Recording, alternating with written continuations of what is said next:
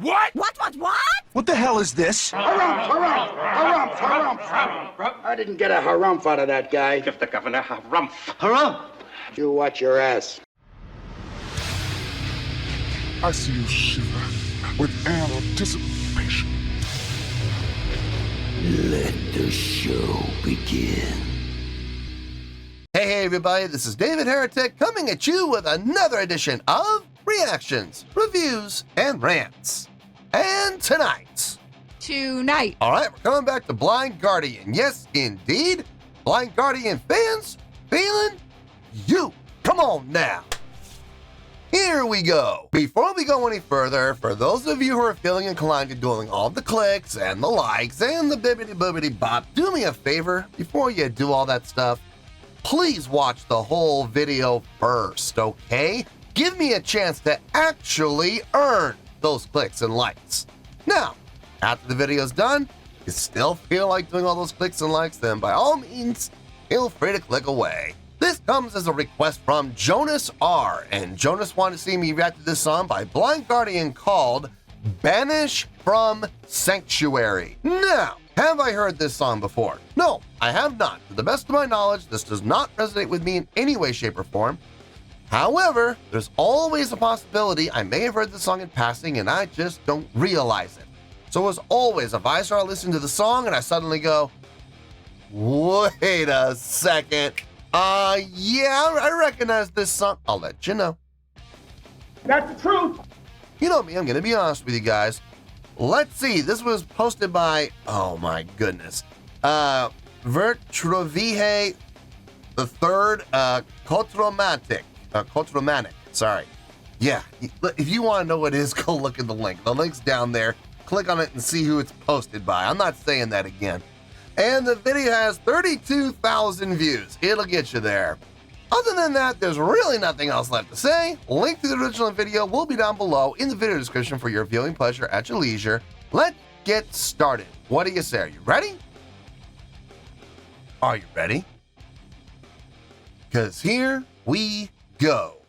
All right, here we go.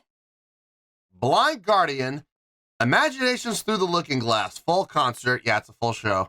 720 FPS and 50 FPS. Cool. I am supposed to start at 625, which is right where we're at, and I'm supposed to end at 1156. Well, we know how that goes. Sometimes I hit the mark, sometimes I don't. We'll have to wait and see how this one goes, I guess. All right, let's do this. All right, boy, let's do this.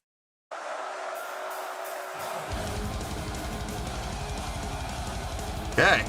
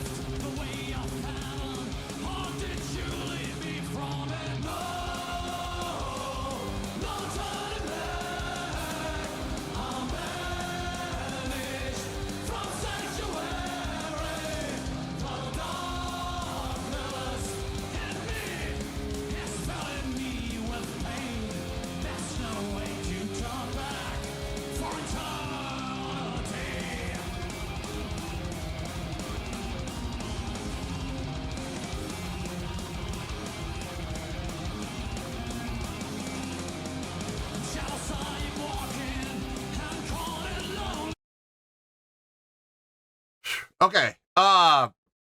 fast-paced song, and there was absolutely no setup. It counted off 1, 2, 3, 4, and we were off and running. That's not a bad thing, especially in a live setting. That sometimes that can actually work to your advantage, depending on where in the set list the song is. Now, we started at what, 6:25? I'm guessing this is probably the second song of the set. Coming out of the first song, not a bad way to go. It's not. Keeps the energy up, keeps the drive going. Sure, absolutely. Chordal progression sounds good. Across the board, everything sounds good. The guitars, with that 16th note riff, just constant 16th note pattern that they're playing, sounds really tight, sounds really clean, especially in a live setting. Not easy to do, but they're doing it well. Drumming, very nicely done. Got that double time feel going with the snare on the upbeats of 1, 2, 3, and 4. So not on the downbeats, but on the offbeats, which is just fine. Vocally, it sounds good. Everything I'm hearing so far sounds good. I got no issue with anything I'm hearing so far. Let's keep going. Let's see how we finish up here.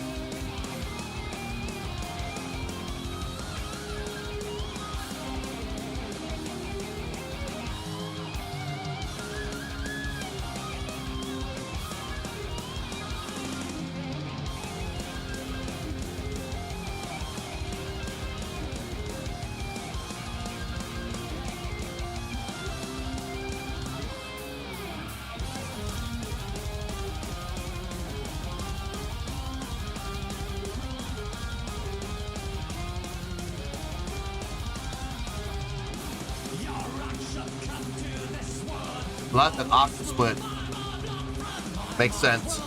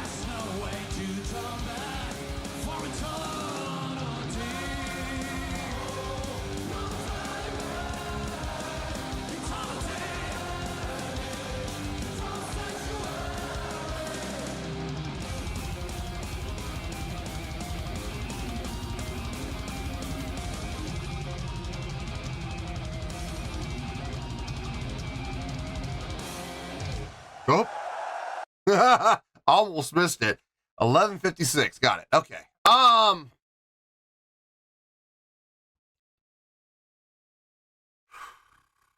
a lot to talk about. This is, I was expecting more to discuss in this, but it really doesn't require a whole lot of discussion. Pretty straight ahead. Let me get my thoughts together. I'll see you in the review, and we'll talk about it. Well, there you go, folks. That was Blind Guardian with a live performance of Banish From Sanctuary. This was a request from Jonas R. Okay, I thought about it, and there's not a lot to talk about. There really isn't. And I discussed pretty much everything I wanted to talk about during the course of the reaction. So this is going to be a short review, and it's on the personal. It's just, I don't see any reason to keep beating a dead horse. So let me start off with a score, and we'll go from there. On a scale of 1 to 10, I'm going to give that overall presentation a 7.6.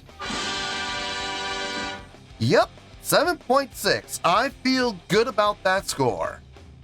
Let me tell you why. Why?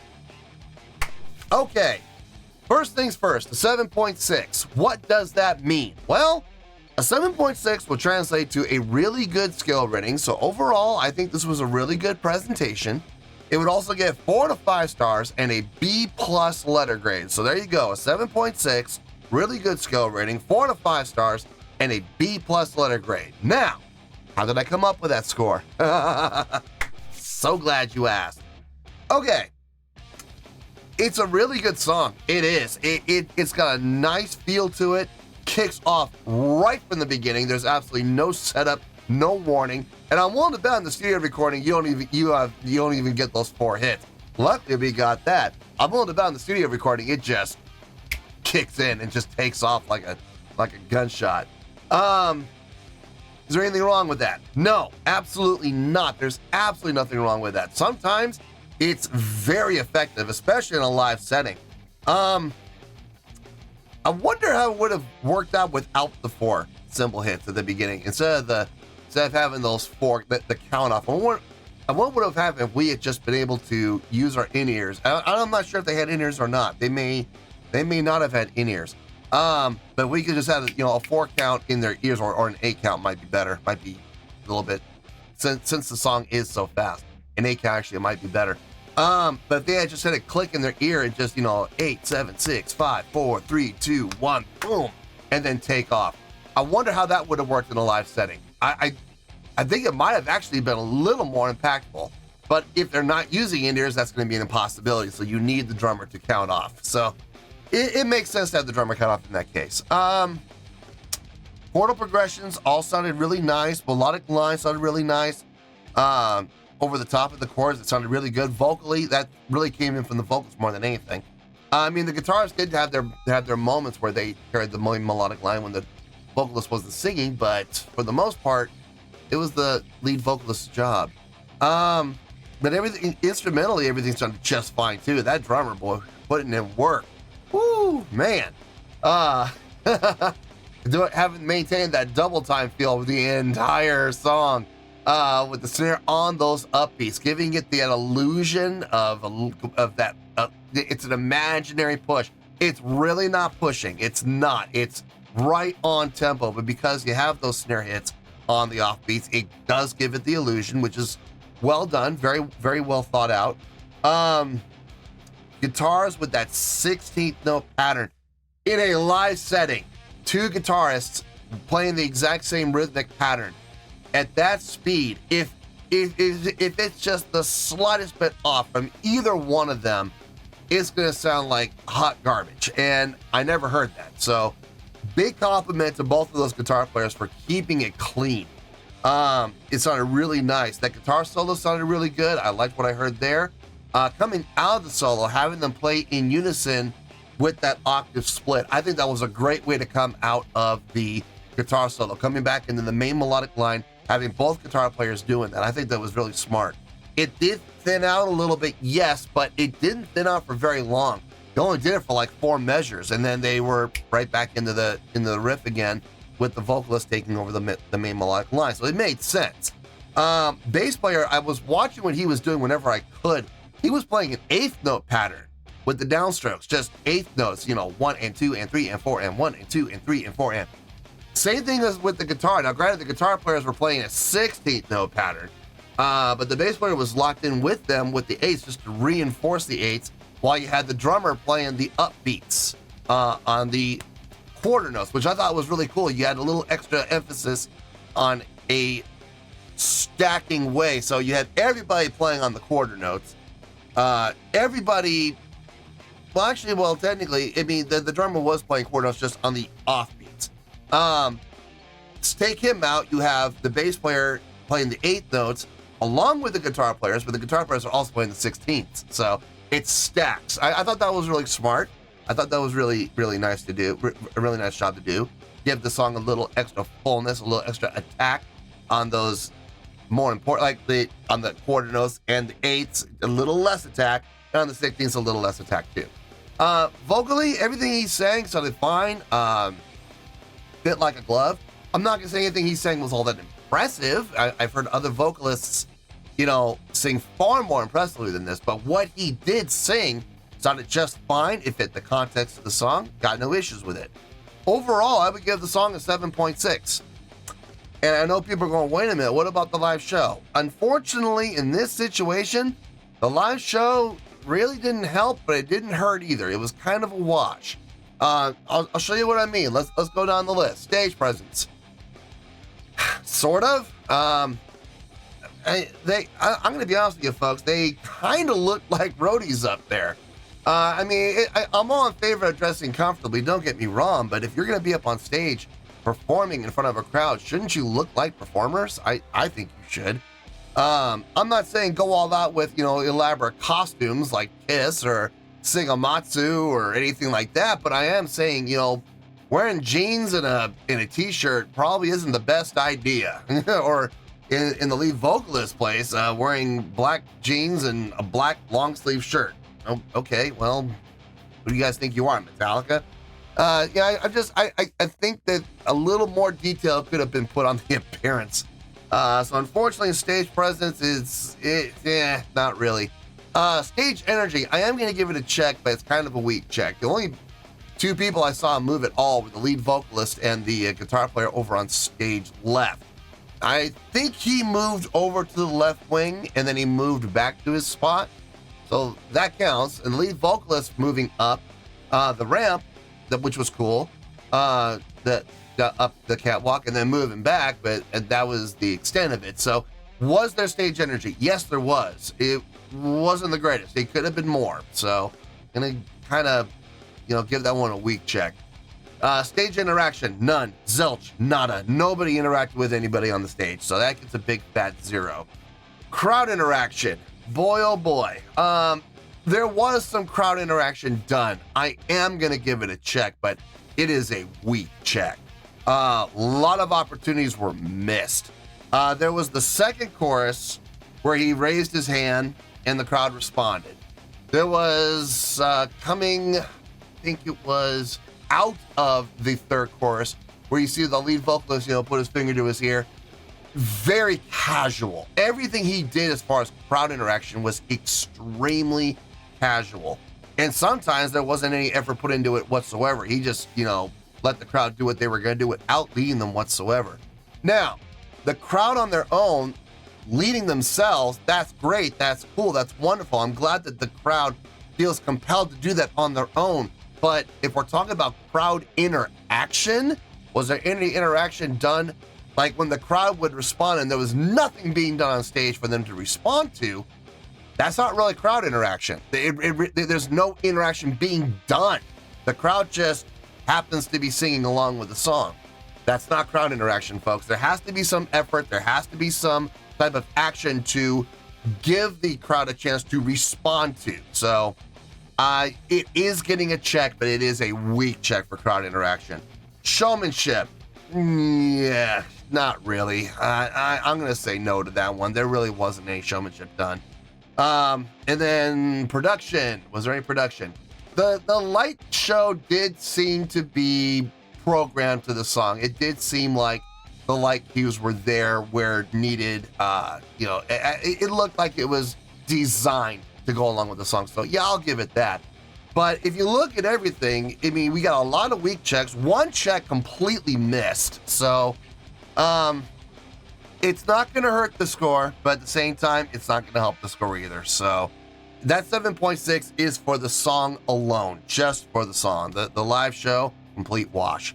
And that's how I'm ending up with that 7.6. I feel good about that score, and that's where we're going to stay. So let's wrap everything up here in a nice shiny bow, shall we? We have a 7.6, which is a really good skill rating, 4 to 5 stars, and a B+ letter grade. Take your pick. I don't care, whichever one of those floats your boat. Final word, final score, I have spoken. Well, that's going to do it for this edition of Reactions, Reviews, and Rants. Hope you all enjoyed the show. Hopefully I was able to entertain you. If I was able to put a smile on your face and brighten your day, then it did my job, and I'm so glad I could do it. If you guys feel like joining the fan base, go ahead and click on that button down there. If you guys want to like the video, go ahead and like the video. If you guys want to ring the bell, go ahead and ring the bell. It honestly doesn't make any difference at all to me, but if you guys feel like doing these things, well then, by all means, feel free to do so. Well, that's going to do it for tonight, folks. Thank you very much for watching, and as always, this is David Heretic signing off, reminding you to stay fabulous and support each other. Later. Peace.